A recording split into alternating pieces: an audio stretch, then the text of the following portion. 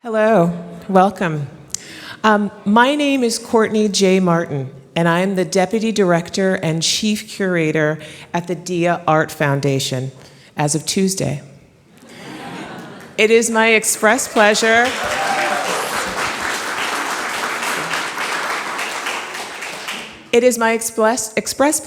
to welcome you to today's event.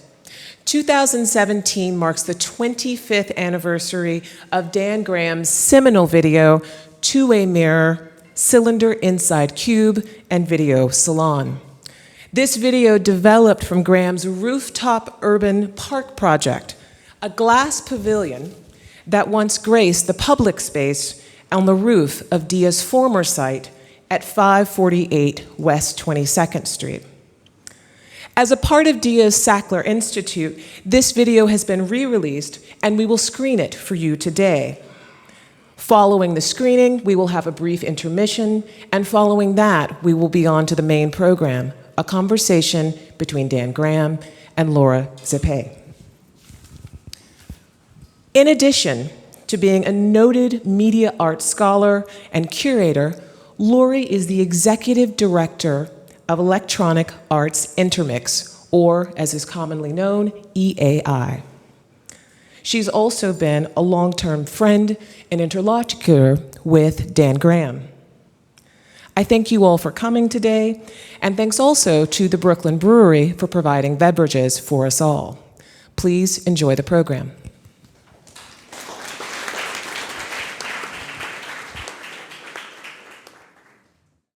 Well, thank you all for coming on this beautiful September afternoon. And thank you, Courtney, for that wonderful introduction. Thank you, Dan, for that wonderful piece. And thank you, Dia, for inviting me to be part of this 25th anniversary event. I'm going to largely give the floor over to Dan, who, as you know, speaks so brilliantly about his own work.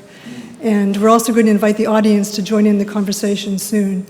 But I do want to just give a brief introduction, or I think more accurately, a brief appreciation. It was an enormous pleasure for me, and also quite moving for me to revisit this video and Dan's Rooftop Urban Park project on the occasion of its 25th anniversary. Both the video and the overall project are extraordinarily rich. The video is essentially a time-based exhibition catalog, and the Rooftop Urban Park project itself is utterly distinctive within the framework of Dan's pavilions. In a few moments, Dan will speak to some of the complex theoretical ideas and references that are embedded in the piece, from Loger's rustic hut to Parisian arcades, corporate atria, and theme parks. But I'd like to briefly speak from an experiential perspective, as one of the many self-conscious, self-reflective spectators who interacted with the piece, which seemed to organically bring the urban landscape into the rooftop and extend the rooftop into the urban landscape. Dan has stated, "My pavilions are hybrids between sculptures and architecturally usable public shelters." The Rooftop Urban Park project was arguably one of the most successful realizations of this hybrid form, and indeed expands this idea well beyond the usable public shelter. Dan transformed an industrial rooftop with a tool shed and an iconic New York water tower not only into a remarkably complex sculptural pavilion, but also into an active, vital, much used, and much loved urban park, complete with a functioning cafe and an informal video salon. The pavilion was also often given over to other artists and artworks, and housed a memorable series of performances and film and video screenings that were themselves re-envisioned and transformed by the two-way mirrored surfaces and the architectural and circumstantial elements of the city itself. Imagine Joan Jonas performing with her own projections in the cylinder while helicopters flew overhead. Imagine Andy Warhol's Empire in conversation with multiple reflections of the actual Empire State Building. Magical, pure magic. Not insignificantly, the cafe also served excellent coffee and pastries, which it may be hard to believe were rarities in West Chelsea at that time.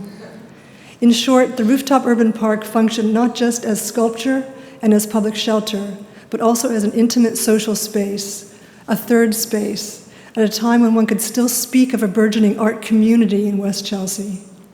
As such, I feel it's important to note that the Rooftop Urban Park project was one of the most generous public art projects that I've ever experienced. It's striking that the video opens and closes with sweeping vistas of a landscape that in effect no longer exists. And if you were to look out that window, you would see that landscape, that non-existent landscape. In the ensuing 25 years, that corner of West Chelsea has been developed and completely altered and transformed. But I suspect that the relaunch of this video, 25 years on, will prove revelatory to a new generation of viewers, as it not only serves as a marker of a specific time and place, West Chelsea in the early 1990s, but also so presciently illuminates the psychological reflections and social interactions of the perceiving body decades before social media and the selfie. So with that, let's talk. Influences and sources. Saul LeWitt told me his most favorite painting was a Gihirico painting that depicted the city plan of Torino. Don Judd wrote a great article about the neoclassical city plan of Kansas City. I always thought Judd, I know as a teenager he moved to New Jersey, and I thought often when teenagers move from one city to another, there's a kind of ambivalence and conflict. So from these two sources, I got very interested in the city plan. Homes for America was probably the first work that was about that in a certain way. And another big source is Walter Benjamin, not the canonical text that you're supposed to read in Whitney Downtown program or in art school. One long essay that influenced me enormously was about historicism and history. He said if you didn't like the last decade, which in case in when I did this piece was the corporate 80s, you fantasize another period as a kind of false utopia. In other words, the 60s. And Walter Benjamin said to have true history, you have to put together your current decade and another decade. So also I think another influence was Rem Koolhaas's Delirious New York about Coney Island, and Aldo Rossi's saying that the important symbol of New York City was the water tower. So all these things were big influences. Anyway, in Walter Benjamin's essay, he said you have to connect one decade to another. So when I saw the what was on the roof, actually I chose the roof because I wanted a space that had good lighting conditions because my work involves light. I like Flavin, who was very influenced by Bierstadt, and also I want a very popular space. And I tried to combine slum roof and penthouse roof. The tool shed that was there, I kept, and I turned it into a little IBM Atrium coffee setting with pastries and I guess you'd call it gourmet coffee. I also, as in a kind of record store, I had videotapes that showed what was being done by artists as music videos, performance videos in the 70s. In other words, I replicated what was done in the landfill of Battery Park City before it became a corporate park. In terms of city architecture,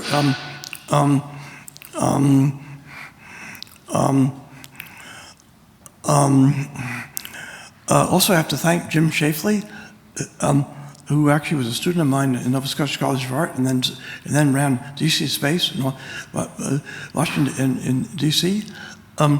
He suggested I use this rubber material that's used in slides in city parks, which I put around the pavilions, it means they're safe for children to fall down, because I was thinking of family groups, and I also fantasized the idea would be open in summer, and maybe you can smoke a little bit of weed there.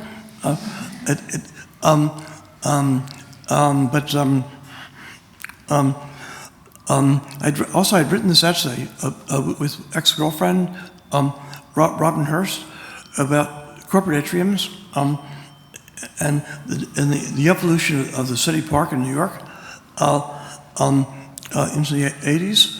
So the piece is very historically based. And as Lori pointed out, the idea of the park, the city park, was extremely important. Right. Dan, can I ask you about the video itself and why you chose to make the exhibition catalog as a video? I thought it would be cheaper than a heavy coffee table catalog, but I was wrong. They priced it at $45,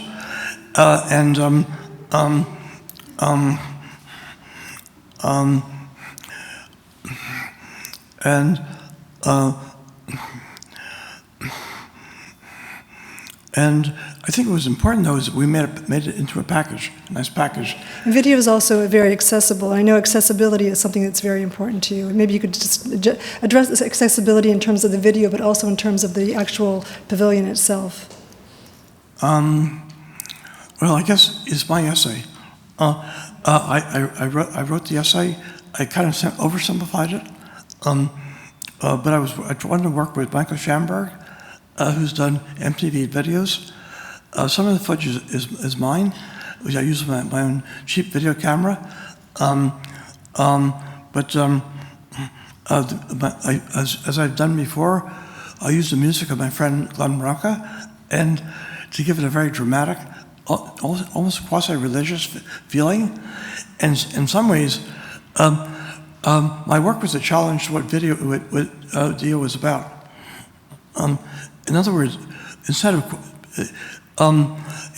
quasi-religious music, instead of quasi-religious ideas like James Turrell, who I know has taken a lot from Giuseppe Torani, his Dante hymn, Glenn Branca always told me that he learned about music from soundtracks, from films, and I know that one of his heroes was Bruckner. So it has a little bit of that cheesy, dramatic quality. You told me that some of your best work was collaborative work. And to what extent is this pavilion a collaborative piece, or was it a collaborative piece? Let's say it was fun to make, to do. And also, I've been using my cheap camera to videotape certain things, so I can incorporate that. And I did a lot of writing for magazines. The best was actually published in Art Forum, and it was a deadline situation. I worked with an amazing editor, England Cici. So like Rock My Religion, I thought a better vehicle would be a quasi-film, quasi-MTV presentation. And I'm curious, before you started making the pavilions, because this is actually a somewhat early pavilion, you were working with time delay, closed circuit installations. And do you see a continuity or a thread from those early time delay pieces to the pavilions? I have to say the time delay work I did was actually under the influence of Bruce Nauman.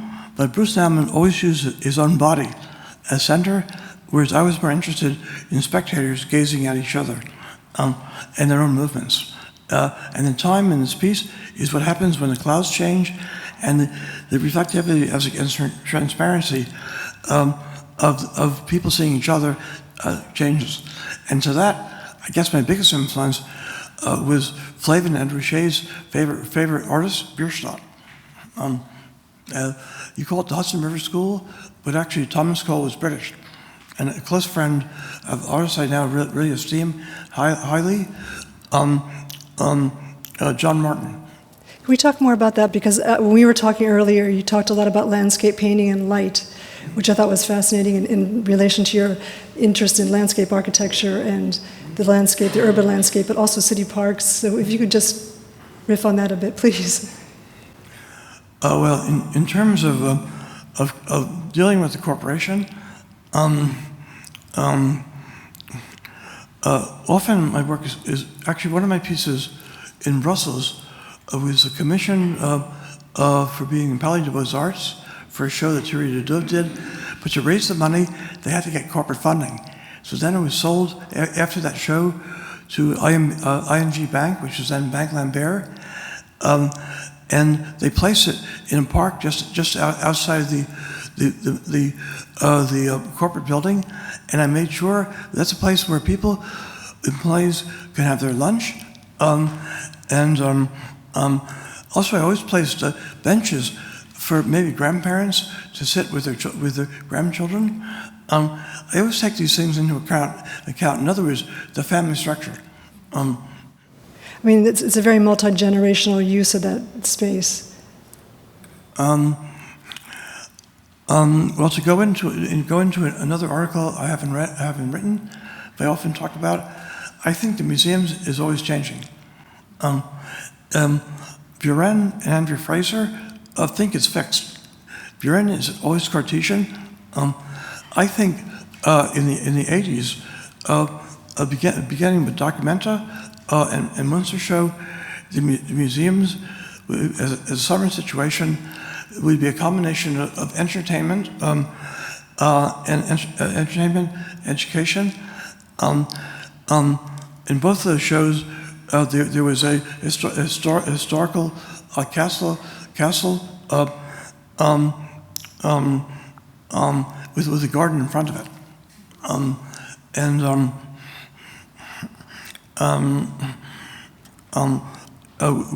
With French socialism, there's an idea of regionalizing our art spaces. So they wound up with these frocks, which are regional art spaces that were based in kind of overlay of different historical gardens. And what I liked about Europe is you have overlays of historical periods. So I was trying to get away from this very naive, so-called phenomenological idea that art is about just the present time. I think historical overlays are very, very, very important. Also, the family would have a car, camp out maybe on Saturday and see the art on Sunday. Maybe you could say, my interest was always in anthropology and not sociology. And the park has evolved over these years. I've been writing articles like Museum is Garden, Garden is Museum, and actually learning about corporate art atriums, which are about the evolution of the park in relationship to the city. And you can't have one without the other. Can you continue with that idea? Well, yeah. Historically speaking, as you see in that video, the park in New York became the corporate atrium. In other words, it was a fairly violent period in the city. So the idea was to put suburbia inside a kind of atrium situation with surveillance cameras. And they were all landscaped in different ways. This idea actually came from, suggested to me by Ernst Mitzke, a German friend who had read first about these corporate atriums in Der Spiegel.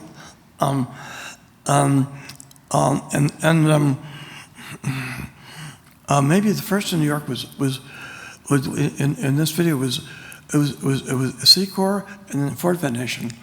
And Ford Foundation,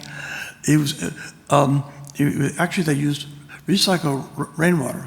It was the architect was Dan Keeley, who was a corporate architect, but a very good one. And I also know that Saarinen, when he did all his work for big corporations, like General Motors, he landscaped it in a way like it was a palace. But then after that, all the money from museums actually came from the education program for children. I also realized museums were more interesting than most people thought. For the Carnegie International, in the empty lobby, I put a heart pavilion because the lobbies are romantic pickup places. Also, Pittsburgh is just the beginning of the Midwest and Hallmark card culture. And the piece of land that I liked the most that's just been taken down was Waterloo Sunset's Hayward Gallery. It's kind of free at the mezzanine level, and there are screens, which are also computers, where you can see cartoons, either historical cartoons like Crazy Cat or Mickey Mouse. That was suggested, by the way, by conversation with Nicholas Gonini, who knew about cartoons, or contemporary cartoons like Powerpuff Girls. And then I remember my friend, he also had art council videos. So Rodney Graham actually pushed the screen and got, after these cartoons, Arts Council video, Why I Didn't Become a Dancer by Tracy Emin. So in a way, it was fun for the whole audience and family. Also, I had a Japanese friend, a critic, who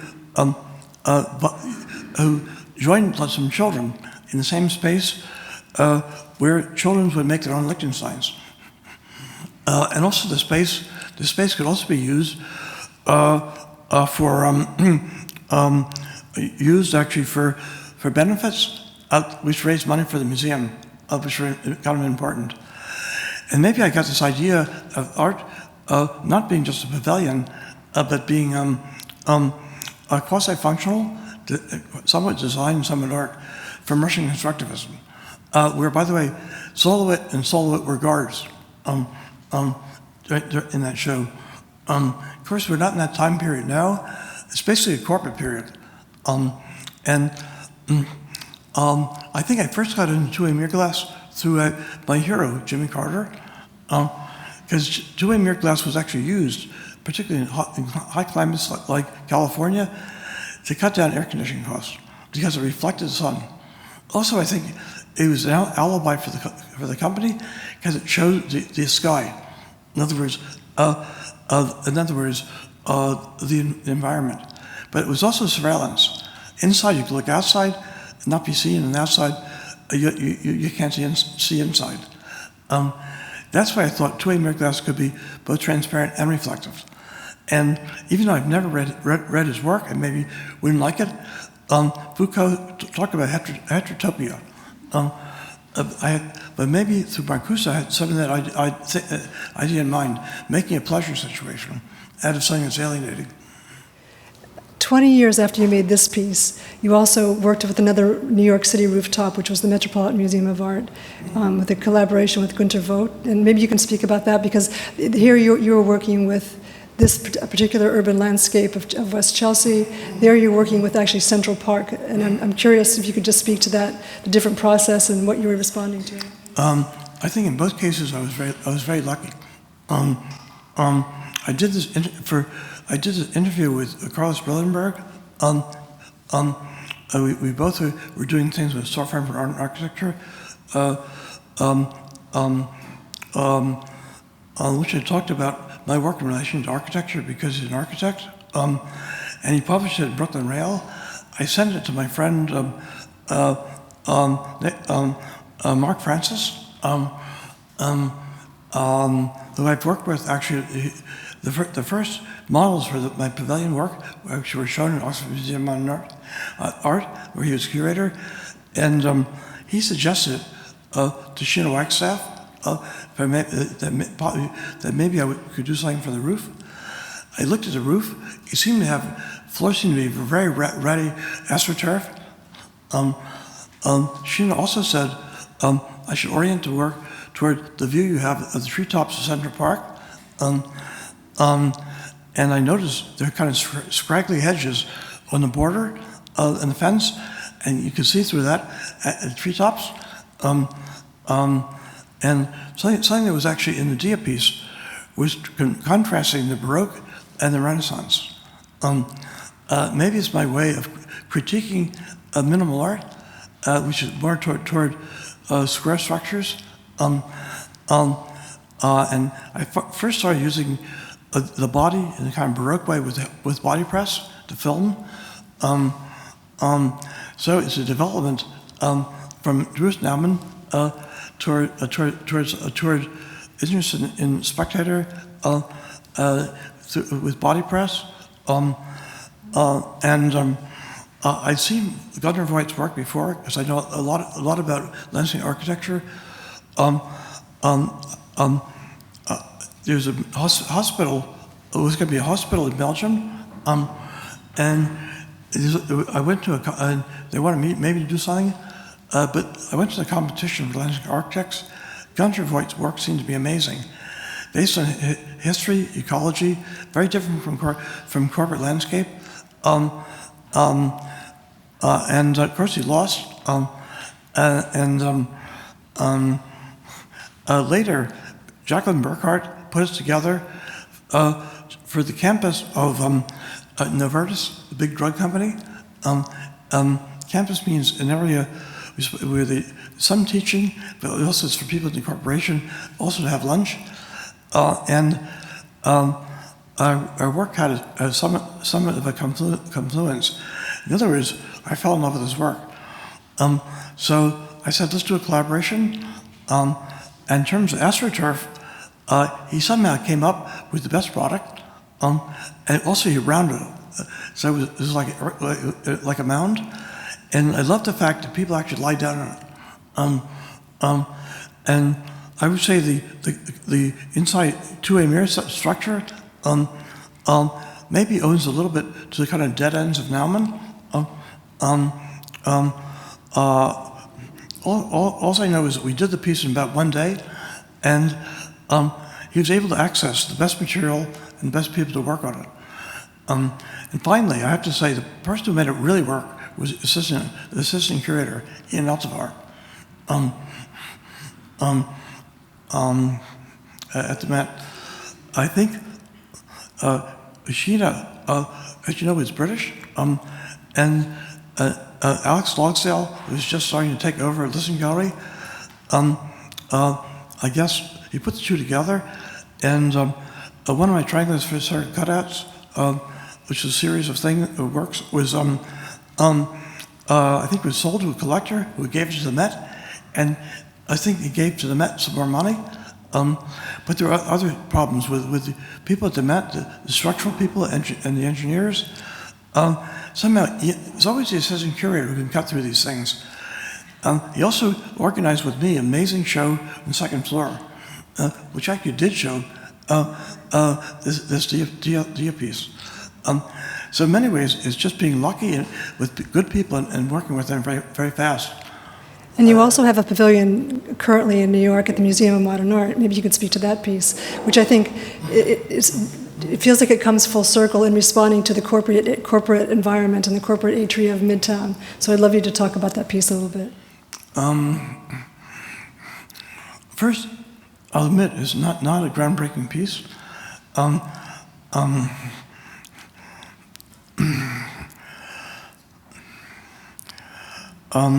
I have a wonderful collector who's sitting right here, Eileen Rosenauer, in Philadelphia.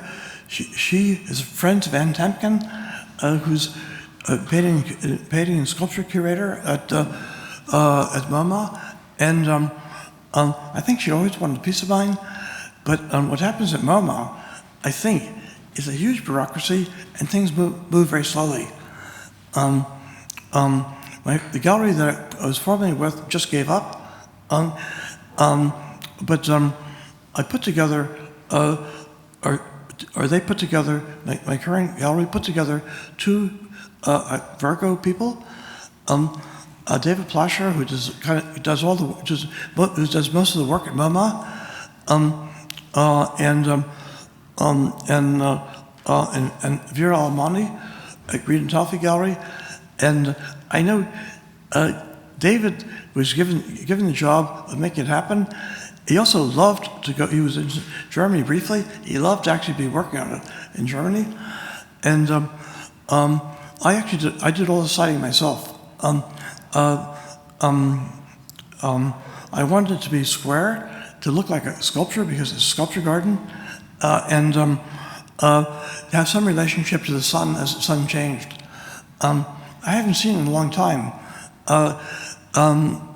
It's not the kind of work I'm doing now, which is more landscape, but I remember the work I liked the best in Sculpture Garden was the Richard Serra Corfam piece, where the Corfam was like rust and seeped into the marble. So I would say it's a difficult space, and maybe or maybe not, it worked. But people can't lie down on the marble. Maybe that's a good point to say, a good time to point out that humor plays a really important role in your work. And I know that with the artists you admire, like Rodney Graham, Michael Smith, this idea of humor is very important. And do you see the humor coming into the pavilions and perhaps into the Dia piece? I don't like to think I do pavilions. That's what galleries say. Do a pavilion, do a pavilion. When I first thought of doing pavilions, I thought of combining bus shelters, and telephone booths with the Barcelona pavilion. My work is more hybrid in some ways. In terms of humor, I think the use of AstroTurf, which every person who reads the New York Times or admires high art probably hates. Also, they associate it with maybe the Mets or New York Yankees fields. I think humor could be a little bit aggressive. I admit, as an Aries, I can be a little bit aggressive. In other words, the Dia piece, I was asked to join the Dia, by the way. Dan Plavin put me and Michael Asher together with Heiner, and I actually refused for two very good reasons. Also, my work is not about the idea of the great spiritual Valhalla, which I thought is really about a general public. In other words, it's populist, and I really intended for a while to change the Dia. Maybe it's like Bernie Sanders, wanting to change the political process,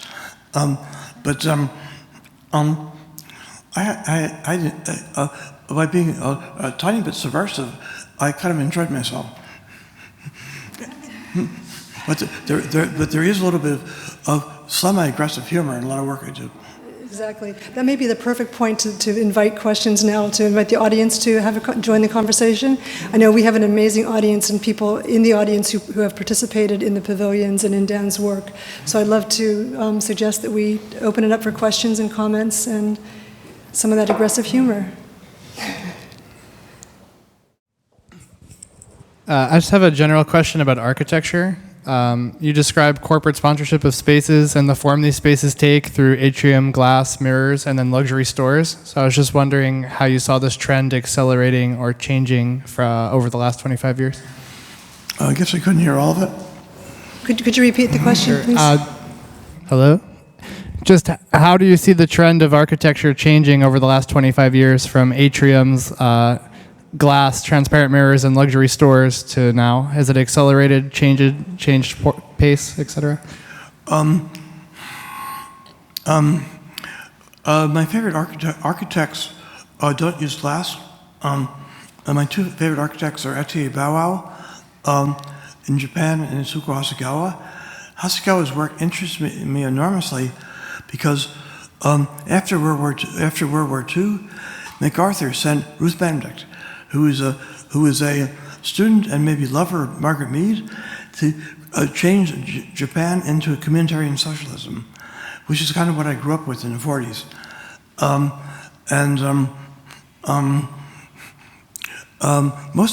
We have corporate architecture, like Sajima, Rem Koolhaas, and now Stephen Hole, which I never look at anymore very much. And what I like about Hasegawa is her work is also deals with community centers, but also a kind of artificial landscape. In fact, she has a great work, a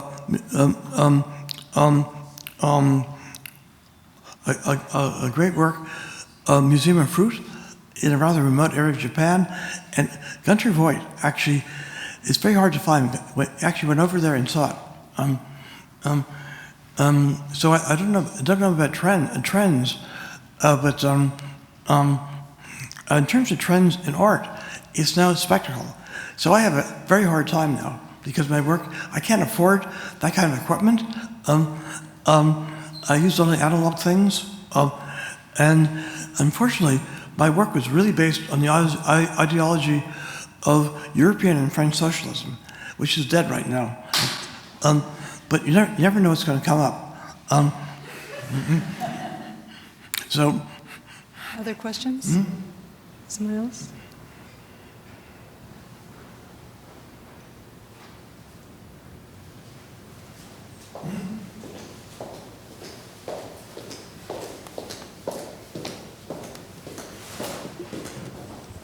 Thank you. Thank you very much for this very interesting film experience. I was struck by the fact that some of the views that this film gives us of the elevators and moving through these enormous corporate buildings, they were so similar on the surface level with the reflections that your pavilion kind of lets us experience. But on the other hand, I was wondering, like, your pavilion obviously ties this kind of a meta-reflective experience back to the human. You did not do it in a very big dimension, not over two human bodies high. So I was wondering whether this was already a very conscious kind of critique of these corporate great buildings. comment. The first pavilion I did, which was actually a twin pavilion, came out of models I made. It was actually for Documenta, 2 adjacent pavilions, and it was, let me use meters, okay? It was 2.7 high, and at the side, which is the standard material, glass comes in that as a standard size. The artist I admire most, Larry Bell, had problems because his work was a little too, it was color coded and too fragile to be outside. So I wanted the material just to be center material, it turned out it was just the right size for two young people with sleeping bag to lie down inside, the human scale was always very important. As a kind of measure. Also, I often think about children, so I like using sliding doors because that engages them in a certain way. And in terms of I use a lot of perforated metal. That comes from the great architect Shinohara, and was then used by Tsuku Asakawa. It's a kind of fantasy cloud situation. But now it's an absolute cliche. I remember in Montparnasse train station, they use it for chairs. And so some of these materials are kind of misused as decoration. And also one of my favorite works is not a pavilion. It's a design for showing videos from '85. And I was influenced there by the great artist Chamberlain with his Raphael marble couches. But there it's also a human thing. I remember he had these couches in the lobby, empty lobby of the Guggenheim, when he had a retrospective, and people could look down and see spectators in a kind of drug intersubjective situation, feeling each other's bodies.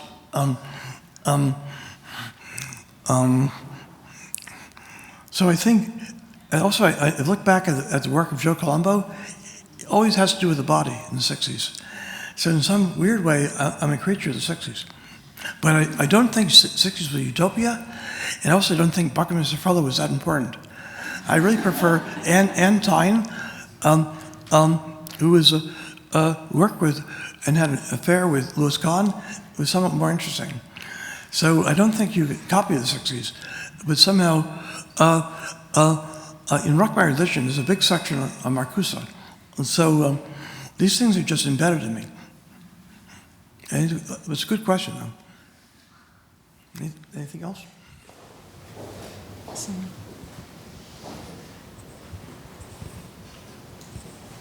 I was just curious what your thoughts on John Portman are, just as an architect and as someone who creates spaces that are ideal for spectator viewership.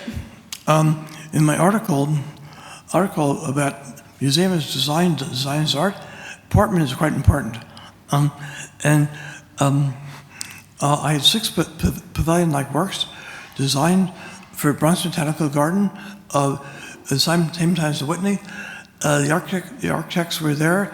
They were all turned down. And what you saw was the waterfall. I saw that from a taxi. Somehow Portman was much better at those kind of effects. And I certainly don't underestimate him. I also used as a developer, not an architect. The other great influence on architects was Morris Lopez. Venturi is often said his two biggest influences were Morris Louis, particularly the retail stores with the neon signs, and Alto, who broke with modernism. So somehow these developers who come up with these solutions are quite important. Do we have time for another? Anyone else?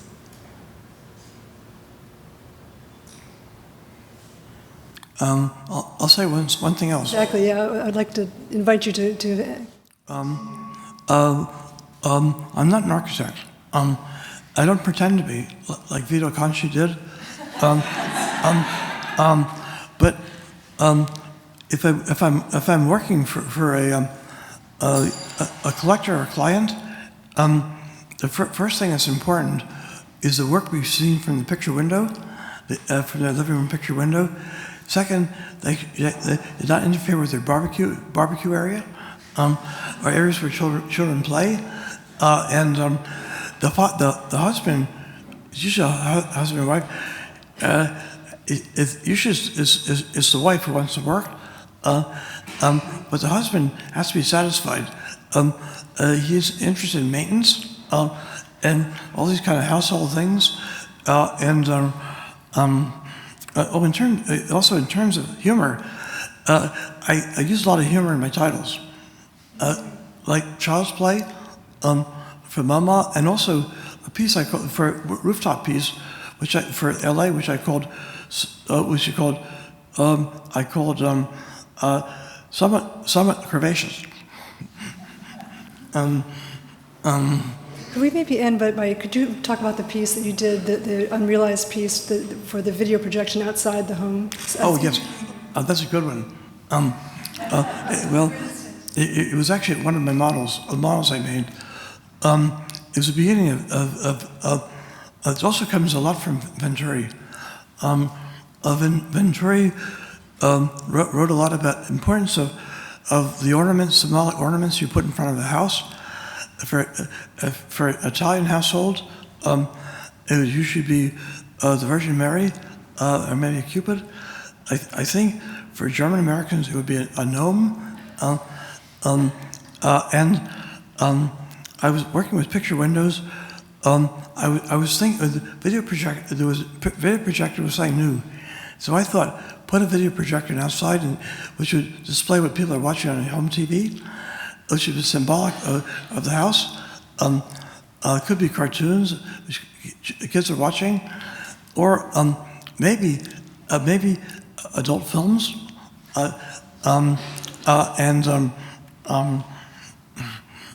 I see somehow upper lower class families becoming middle class and wanting to display what their life is inside. That's quite important. I know that Jeff Koons now talks about silver balls he saw in neighborhoods' houses, and to understand his work, actually, it's corporate now, but it really comes out of memories of his upbringing, which was German American, probably, but from southern Germany. Ornaments. I think his father made gifts. I think what happened was he thought about these childhood memories, and maybe Oldenburg. He went to Munich and discovered high rococo, and he put the two together. It's kind of a hybrid. Unfortunately, the original model was lost, so the one that's for sale, if anybody ever buys it, it would be nice if a museum bought it, has the Simpsons, which is historically incorrect. Well, before we close, is there anything else you'd like to add to speak to the Dia piece? Not to the Dia piece, but to Dia. I think things are looking very good because EEI is in a better position, and I'm all for the idea of archiving, and my friends all want to go back to LPs because the packaging is very important. So also, I'm not so involved in the internet, maybe because of stroke and other kinds of problems. But I think some traditional things, like packaging and books, are quite important. And what Lori has done, we actually have the same kind of background, some historical background. I suggested that she look into the work of Darcy Lang. She knew the work. Probably the most interesting political video artist that I know, and also a great San Francisco artist, Howard Fried, who's been slightly rediscovered by Paul McCarthy and Mara McCarthy. Somehow I think these historical archival interests are very important. In other words, what's happened in art is it's all spectacle now. And I'd like something that goes against that, somehow. Well, with that, maybe that's a good segue to close the conversation and point you again to the beautifully packaged, relaunched the DVD of two-way mirror, cylinder, inside cube, and a video salon. That title is what's the price? $19.95. Cheap and accessible, publicly accessible. Dan, thank you so much for joining this conversation.